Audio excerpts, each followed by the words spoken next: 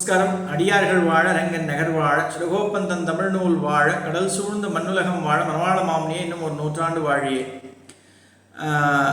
போன வெள்ளிக்கிழமையில் எனக்கு அக்ஷய திருதி குறித்து பேசுறதுக்கான வாய்ப்பு கிடைச்சிது. ஏன்னா அது அக்ஷய திருதி நாள். இன்னைக்கு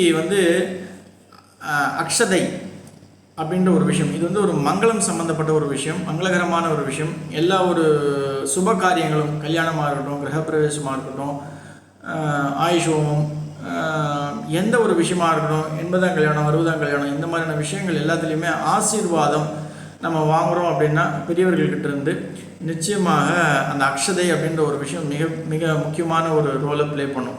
இந்த அக்ஷதை நான் எப்பயுமே என்னுடைய வீடியோவில் எல்லாத்துக்குமே சொல்லுவேன், வெற்றி அப்படின்றது பெரியவங்களுடைய ஆசீர்வாதம் ரொம்ப முக்கியம் அப்படின்னு சொல்லுவேன். இந்த திருமணம் மண்டபத்தில் கூட இந்த அக்ஷதை அப்படின்றது ரொம்ப ரொம்ப முக்கியமான ஒரு இடத்தை பெறும். இது ஏன் அப்படின்னா, அக்ஷதை அப்படின்றது நான் என்னன்னு சொல்லிடுறேன். முதல்ல ஷதை அப்படின்னா இடி, அதாவது குத்தப்படுறது தான் ஷதைன்வா. அக்ஷதைன்னா குத்தப்படாத, அதாவது அரிசிலாம் அந்த காலத்தில் எப்பயுமே உலக்கை அப்படின்ற ஒரு விஷயத்தில் தான் உடைக்கிறது உண்டு. உலக்கையை வச்சு தான் உடைப்பாங்க. இந்த அக்ஷதையில் என்ன விஷயம் அப்படின்னா, நுனிகள் உடைக்கப்படாத அரிசிகள், வெள்ளை அரிசி, பச்சை அரிசி நுனி உடையாமல் அப்படியே முழுசாக மஞ்சப்பொடியோட கலந்து, அதோட கூட மகாலட்சுமி அம்சமான நெய், இந்த 3 விஷயம் கலந்தது தான் அக்ஷதை ஆகும். இப்போது நீங்கள் அரிசி பார்த்தீங்க அப்படின்னா அது வெள்ளை நிறமாக இருக்கும், பச்சை அரிசி. அதே போல் மஞ்சள் அப்படின்றது மஞ்சள் நிறம், மஞ்சப்பொடி அப்படின்றது.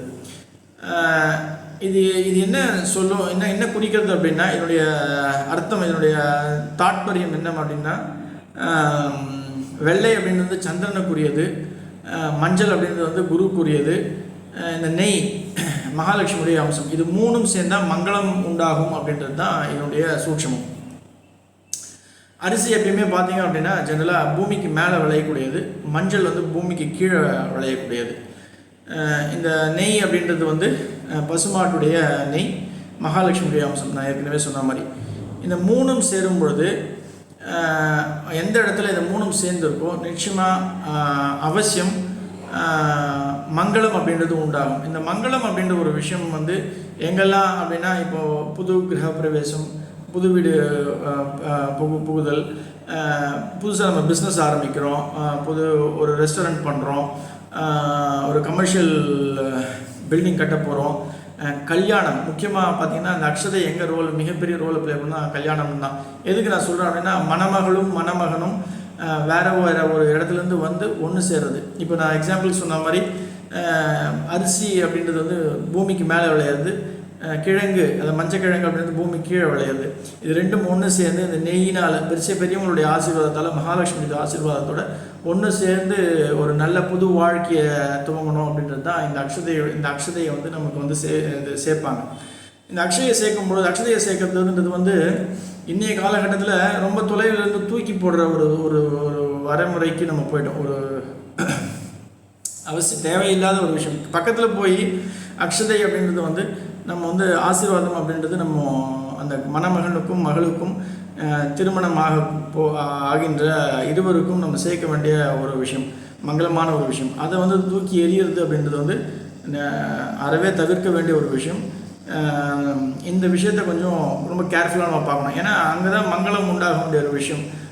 அன்னிலேருந்து புது வாழ்க்கையை தொடங்க போகிறவங்க அவங்க சந்தோஷமாக எல்லா சகல சௌபாகியங்களோடும் வாழணும் அப்படின்னும்போது அழகாக பக்கத்தில் போய் நம்ம அவங்களுக்கு சேர்க்கறது அப்படின்றது நல்ல விஷயத்தை கொடுக்கும். அவங்க உடம்பு மேலே படுற மாதிரி நம்மளுடைய வாழ்த்துக்களோடு சொல்ல வேண்டிய ஒரு விஷயம். இதுதான் அந்த அக்ஷதையுடைய முக்கியமான ஒரு விஷயம். எப்பயுமே அரிசி, மஞ்சள், நான் ஏற்கனவே சொன்ன மாதிரி இந்த சந்திரனும் குருவும் ஒன்று சேரும்பொழுது அங்கே நிச்சயமாக எல்லா நல்ல விஷயங்களும் மங்களமும் உண்டாகும். இப்போ ஜெனரலாக பார்த்தீங்க அப்படின்னா, இப்போ குரு பெயர்ச்சி இது நான் கோரிலேட் பண்ணல. இந்த இன்னும் குரு ஆக்சுவலாக கிருத்திகை நட்சத்திரத்தில் தான் ட்ராவல் பண்ணுறாரு. அவர் ஆக்சுவலாக ஜூன் 13ஆம் தேதி தான் மாறுறார், அதாவது ரோஹிணி நட்சத்திரத்துக்கு. அப்போ தான் வந்து இந்த சேஞ்சஸ் அப்படின்றது தெரியும். ஏன்னா அந்த சாரம் அப்படின்றது ஜோதிடத்தில் முக்கியமான ஒரு விஷயம். இந்த சாரம் மாறும் பொழுது, சந்திரனுடைய சாரம் மாறும் பொழுது, எஸ்பெஷலி ரிஷப ராசிக்காரங்கள் எல்லாருக்குமே சொல்கிறேன், அவங்க வந்து ஒரு பெரிய மாற்றத்தை நிச்சயமாக அவங்க வாழ்க்கையில் நிச்சயமாக பார்ப்பாங்க. இதுதான் அந்த அக்ஷதை குறித்து நான் சொல்ல வேண்டிய முக்கியமான ஒரு விஷயம்.